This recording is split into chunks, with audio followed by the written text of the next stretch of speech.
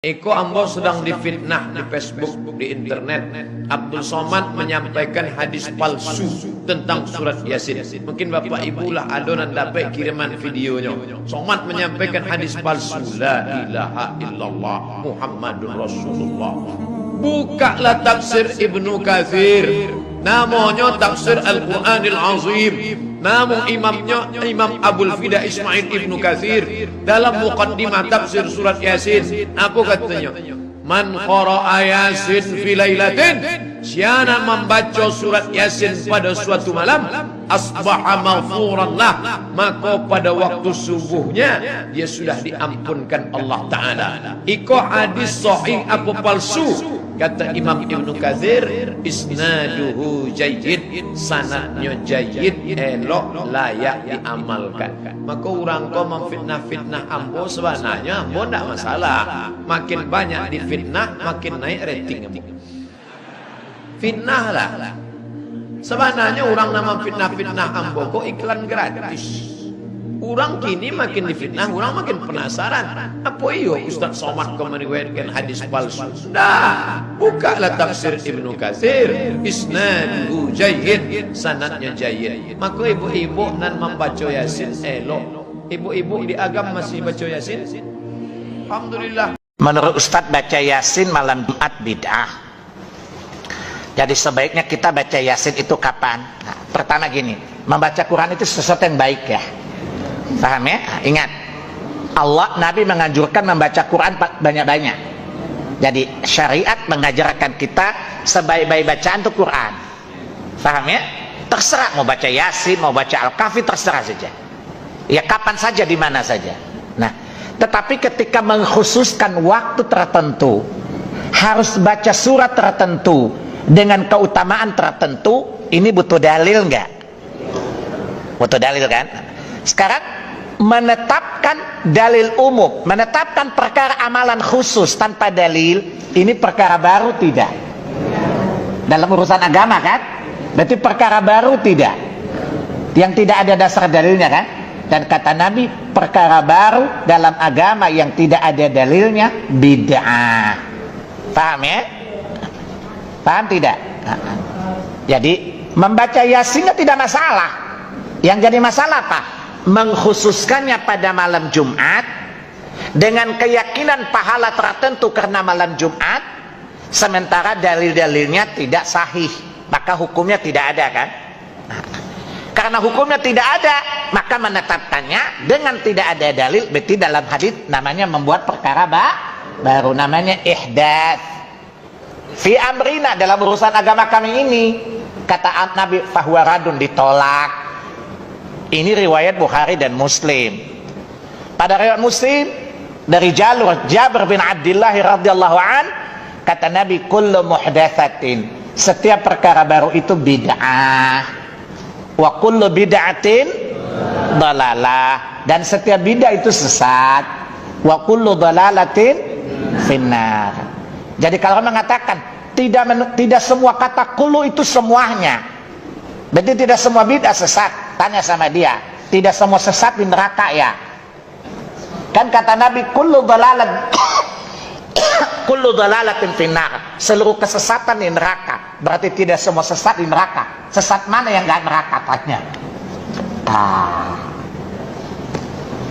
Paham ya? Jadi cara menjelaskannya gitu. Ini bid'ah loh, ya marah lah dia udah dibid'ahin. Tapi menjelaskan secara ilmiah.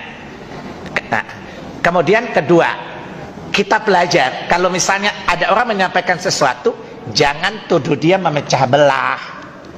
Kan itu bentuk semangat dia menjaga agama ini dari penyimpangan kan? Paham ya? Maka kalau kita tidak setuju dengan pandangan dia, misalnya bapak biasa yasinan pada malam Jumat, makanya amalan jangan tambah an-an di belakang ya, biasa bid'ah itu. Yasinan, tahlilat, an-an itu mencurigakan betul itu. Misalnya bapak meyakini enggak bid'ah, jalanin aja tanpa harus mencaci maki yang membid'ahkan kan? Paham ya? Karena apa? Ini sama spiritnya, hanya untuk menjaga agama. Berbeda itu hal yang sunnatullah. Yang bikin perpecahan bukan yang bilang bid'ah, yang bikin perpecahan tidak bijaknya kita bersikap terhadap perbedaan. Saya tanya, Mas, kalau ini kan tidak ada dalilnya. Kalau tidak ada dalil, ini urusan agama. Urusan agama nggak ada dalilnya, namanya ihdatsy, perkara baru. Kata Nabi bid'ah. Dia punya kepentingan apa? Nggak punya kepentingan apa-apa kan? Tapi antum yang menentang ngotot, pasti ada kepentingan kan? Ini pasti ujung-ujungnya nih besek nih. Ini makanya ngotot gitu loh. Lalu menyerang orang yang mengkritisi itu dengan memecah belah. Mana ada unsur pemecah belah? Enggak kan? Cuman menyampaikan, ini pendapat saya, dalilnya begini, ini begitu. Paham? Tidak ada yang bermaksud menerangkan lalu memecah belah. Yang memecah itu yang meresponnya dengan cara yang tidak ilmiah, bantah dengan ilmu lagi. Nanti umat memilih, oh saya ikut pakai ini, bukan si Salim itu. Paham? Silakan ikut Pak Kiai, tapi kalau ketemu Salim, assalamualaikum Pak Salim. Paham? Antum percaya Pak Salim, ketemu Pak Kiai tadi, assalamualaikum Pak Kiai. Insya Allah tidak memecah belah kok. Paham? Nah. Persoalannya kan banyak ustadz suka mengagitasi, berarti jawabannya nggak ilmiah lagi. Ya, supaya gampang dipercaya oleh orang awam, itu Wahabi, hati-hati dengan Wahabi. Ya, jawab aja, Wahabi emang masalah buat Allah. Ada yang pernah nanya, Pak Salim ini Wahabi ya? Iya, emang masalah buat Allah. Sejak saat itu nggak berani nanya Wahabi lagi. Paham ya? Jadi saya ulangi, hadis-hadis tentang keutamaan membaca Yasin pada malam Jumat, seluruh hadisnya cacat, tidak layak dijadikan hujah dalam agama. Paham? Karena dalil-dalilnya cacat, berarti hukumnya tidak ada dalil. Paham? Jelas ya? Membaca Quran baik, termasuk surah Yasin. Maka berbacalah secara umum silakan. Yang dikritisi mengkhususkannya pada malam tertentu karena keyakinan tertentu, maka ini butuh dalil yang tertentu pula. Paham Bapak ya? Paham ya? Makanya kalau malam Jumat saya mau baca surat Al-Mulk, surat Yasin, kapan-kapan aja. Kemudian yang kedua, Nabi juga melarang kan mengkhususkan malam Jumat untuk ibadah tertentu kan? Dalam Sahih Muslim kan? Maka pertanyaan yang sahih yang mana? Ya, disunnahkan berdasarkan hadis yang jauh lebih kuat daripada hadis Yasin tadi, masih di Quran juga. Yang disunnahkan adalah membaca surat Al-Kahfi. Maka tolong diperhatikan, yang dikritisi bukan membaca Yasin, bukan, tetapi mengkhususkan sebuah amalan tanpa dasar dalil. Ini yang dikritisi, bukan Qurannya. Paham? Bukan Yasinnya. Semoga bapak-bapak di mana-mana mendengar. Lalu telaah dalilnya. Kalau nggak setuju nggak apa-apa, tidak usah membenci. Kalau memang Anda meyakini mengkhususkan dan meyakini Yasin malam Jumat itu paling utama, ya. Walaupun hadisnya palsu, biarpun palsu-palsu hadis juga, ya silahkan saja. Itu namanya hoax. Palsu hoaxnya. Berarti dia suka sama yang hoax. Jelas ya? Maka karena tidak ada dalilnya, maka tidak. Adapun membaca saja, misalnya malam Jumat dia pengen baca aja Yasin atau apa saja, tanpa mentaksis, tanpa mengkhususkannya, maka ini tidak mengapa. Paham ya?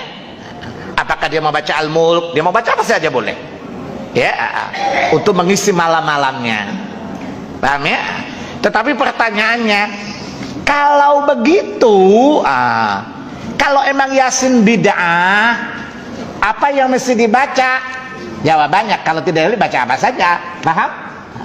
Tapi karena ada dalilnya, saya jawab, yang lebih utama adalah membaca suratul Kahfi. Karena itu hadisnya yang lebih dapat diterima menurut ilmu hadis, menurut kaidah-kaidah hadis. Baik, Ustadz. Ada kata Ustadz yang lain, baca Yasin bagus kalau dibaca malam Jumat dibanding Al-Kahfi. Mohon penjelasan Ustadz. Jamaah, hari Jumat itu baca surat apa saja baik. Antum baca dari Al-Baqarah, mau baca surat Yasin, mau baca surat Al-Mulk, mau baca Al-Waqi'ah, mau baca Al-Kahfi, mau baca Qul Huwallahu Ahad, baca apa saja baik malam Jumat itu. Namun tentang surat Al-Kahfi ini ada hadis yang menyebutkan kalau itu lebih utama dibaca pada hari Jumat atau malam Jumat. Juga ada hadis-hadis tentang membaca surat Yasin yang dibaca pada hari Jumat. Namun hadis-hadisnya didhaifkan oleh para ulama. Memang kalau berbicara Ustaz, kan ada ulama yang membolehkan beramal dengan hadis dhaif selama dhaifnya tidak terlalu parah Ustaz dalam fadailul amal. Iya, ada yang berpendapat seperti itu. Tapi kalau ada yang sahih, maka hendaklah kita lebih kepada yang sahih kita amalkan. Barakallahu fikum. Kama qala sallallahu alaihi wa ala alihi wasallam, sebagaimana Nabi sallallahu alaihi wa ala alihi wasallam berkata, innal iman la ya'rizu ilal madinah kama ta'rizul hayyatu ila juhriha. Sesungguhnya iman itu sungguh dia menuju berada di Al-Madinah sebagaimana ular menuju sarangnya, lobangnya. Rawahul Bukhari wa Muslim.